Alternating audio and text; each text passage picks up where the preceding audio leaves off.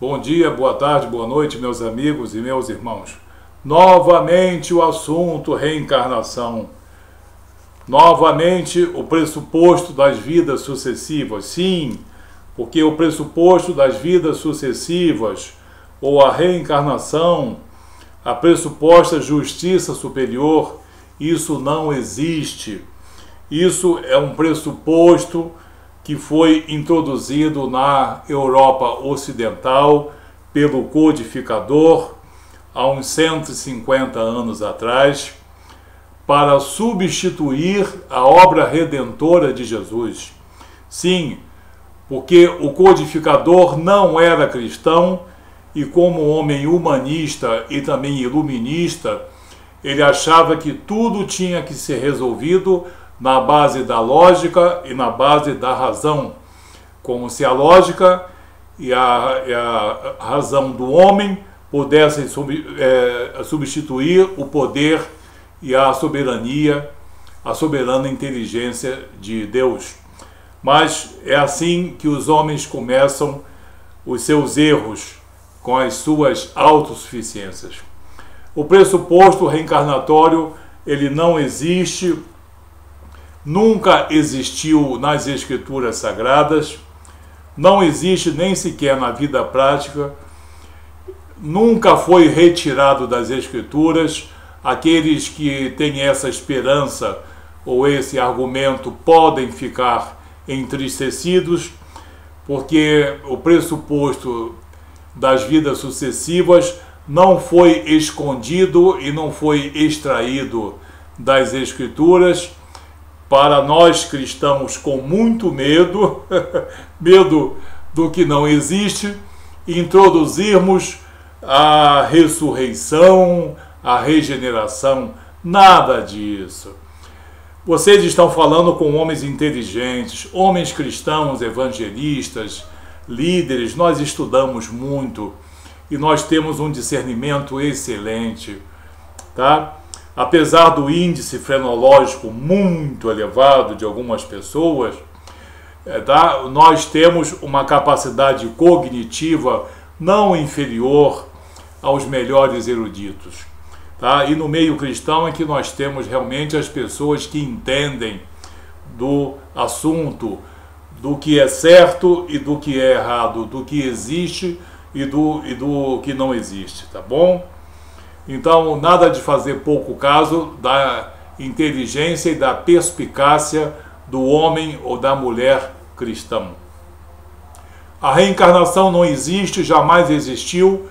Nas Escrituras ela não está presente, nunca esteve presente, e o que está presente é a contextualidade da obra redentora de Jesus, nas palavras de Jesus, na palavra dos apóstolos e dos profetas também, expelindo qualquer pressuposto de autorredenção, qualquer fantasia de vidas sucessivas, de salvação ou de reconciliação com Deus por meio de méritos humanos ou de um aprendizado sucessivo em vidas sucessivas. Isso não existe. Como eu disse, foi uma invenção do codificador, porque ele, não suportando as soberanias, porque, não sei se você sabe, todo homem iluminista não suporta os atos soberanos. Ele acha que tudo tem que vir do seu próprio entendimento, da sua própria lógica e de sua própria razão. E o codificador, além de não ser cristão, como eu disse, era humanista e iluminista. Ele estava extasiado com as especulações filosóficas da época. Ele estava extasiado, ele e outros homens, com descobertas científicas. Eles estavam lutando contra aquela opressão do clero apostólico romano, contra os governos aristocráticos. Então, esse sentimento de liberdade veio trazer uma autoconfiança que fez muita gente tropeçar. principalmente nas coisas espirituais.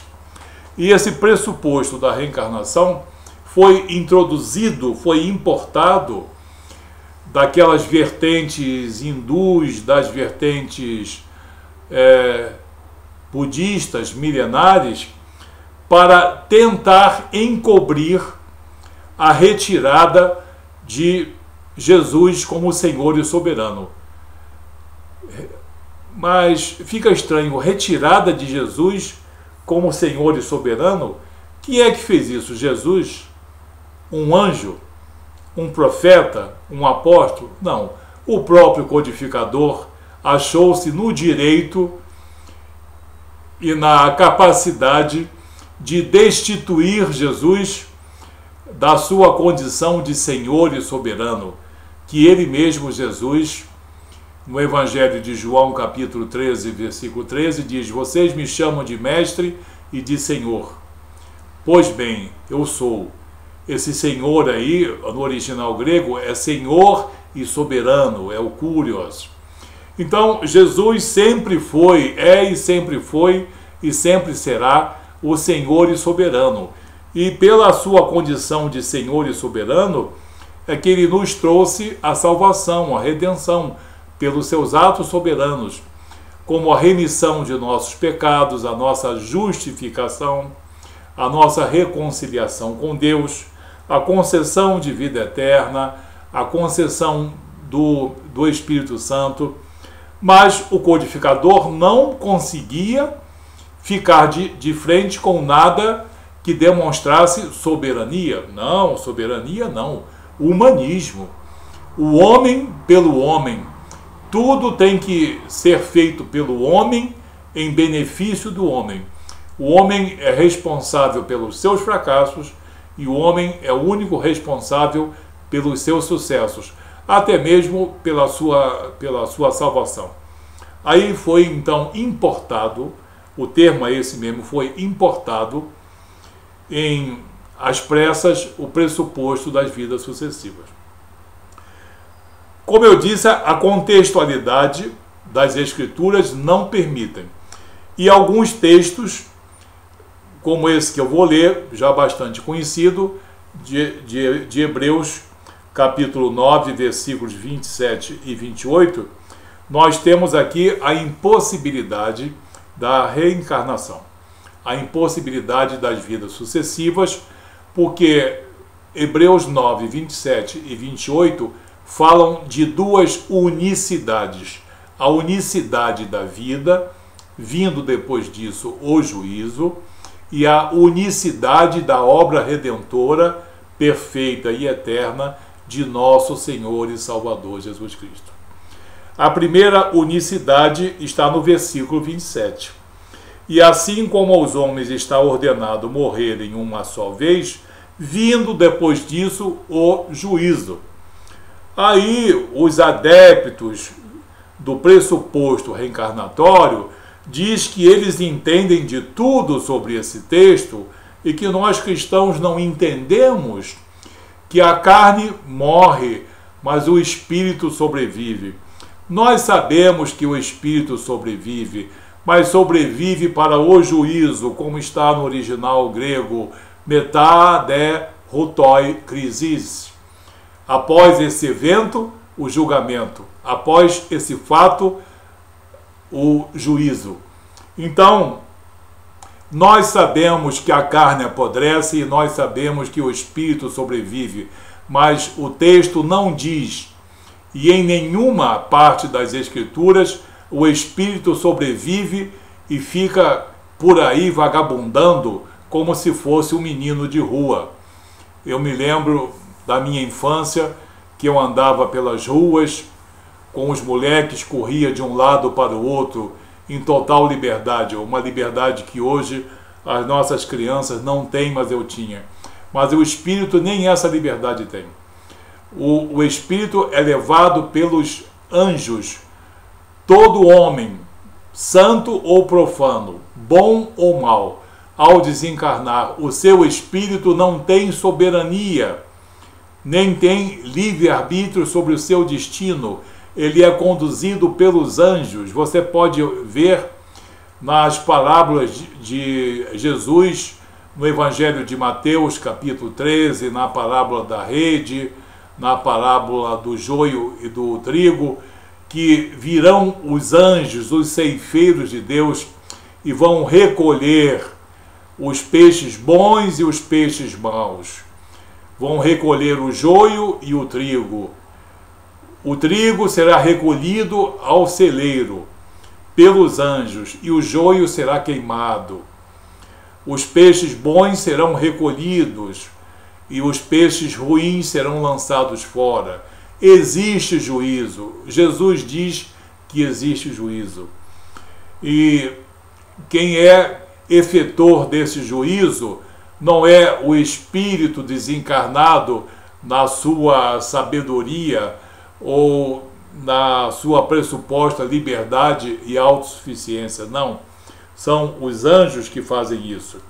No Evangelho de Lucas, numa parábola que os reencarnacionistas detestam, Lucas capítulo 16, na parábola do rico e do mendigo, temos no versículo 22, e aconteceu morrer o mendigo e ser levado pelos anjos para o seio de Abraão. Morreu também o rico e foi sepultado. E no versículo 26, e além de tudo está posto um grande abismo entre nós e entre vós, de sorte que os que querem passar daqui para vós outros não podem, nem os de lá passar para cá. Uma vez levados, conduzidos soberanamente aos seus locais de destino pelos anjos, os espíritos das pessoas vão ficar nesse local de destino, esperando o juízo final, esperando o juízo final que Jesus determinará, como está no Evangelho de João, capítulo 5, versículo 22. E Deus Pai a ninguém julga, mas deu ao seu Filho todo o julgamento. Então nós sabemos que o Espírito sobrevive para o juízo, rutós crisis. Então, já vimos a primeira unicidade, a unicidade da vida no versículo. Agora a segunda unicidade, que eu estava esquecendo. Agora a unicidade da obra redentora expiatória de nosso Senhor Jesus Cristo. Quem duvida da obra redentora expiatória de Jesus, consulte o que Jesus diz, é uma oferta minha e é um desafio meu, para consultar o Evangelho de João, capítulo 10, versículo 17 e versículo 18, o Evangelho de Mateus, capítulo 26, versículos 52 a 54, e o Evangelho de Mateus, capítulo 16, versículo 21 a 23. Três passagens em que Jesus, com as suas próprias palavras, mostra que ele vai ser preso, morto e ressurreto ao terceiro dia, e que tudo isso vai acontecer segundo a sua soberana vontade, porque ele vai entregar a sua vida, e o Pai o ama por causa disso, porque ele concede a sua vida e volta a retomá-la, morte e ressurreição. Quem não conseguir nesses três textos pode procurar nos apóstolos, nas cartas e nas epístolas, mas é impossível que uma pessoa de mediana compreensão não consiga, nesses textos que eu dei, compreender a entrega voluntária, a entrega vicária em amor ágape de nosso Senhor Jesus Cristo a nosso favor. Por isso, a reencarnação, ela, no caso, agride a obra redentora de Jesus. E é por isso que nós cristãos falamos sempre na obra redentora, sempre que há uma publicação qualquer de pressuposto de vidas sucessivas. Nós não queremos que pessoas ingênuas sejam enganadas pelo pressuposto da reencarnação, tá? Porque é negar a essas pessoas a oportunidade delas serem cristãs. É criar um pseudo-cristianismo que veio, na verdade, da mente de um homem humanista e antissoberano. Sim, o codificador era essencialmente humanista secular e antissoberano.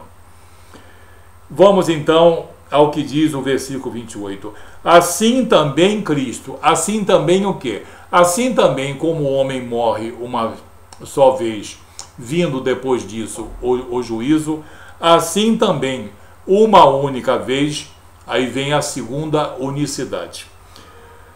Tendo-se oferecido uma vez para sempre, para tirar os pecados de muitos.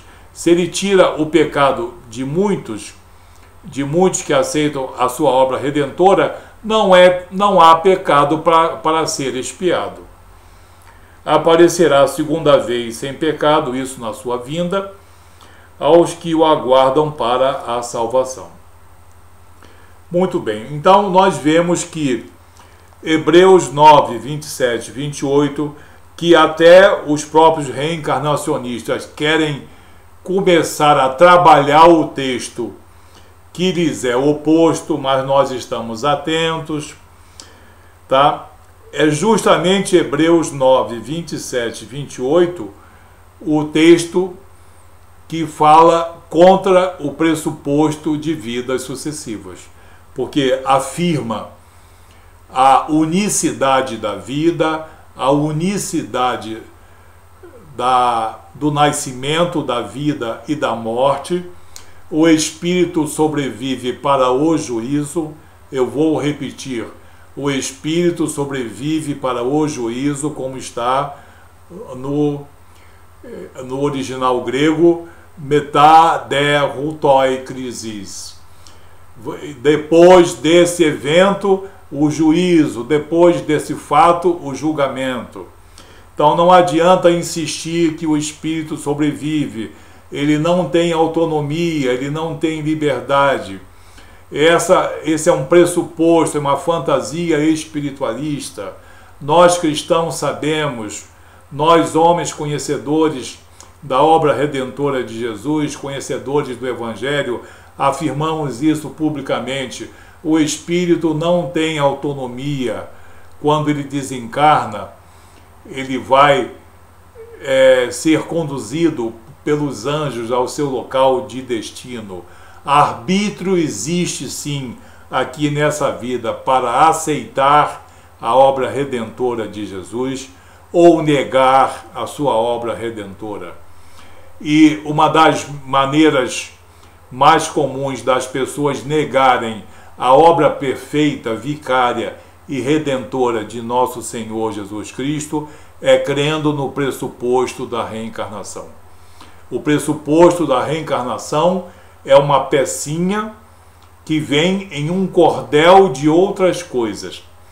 Todo reencarnacionista não crê no caráter infalível das Escrituras Sagradas, não acredita na redenção, não acredita na anulação de nossos pecados, não acredita na justificação, não acredita no senhorio e na soberania de Jesus, não acredita na concessão do Espírito Santo. Vai acreditar em quê?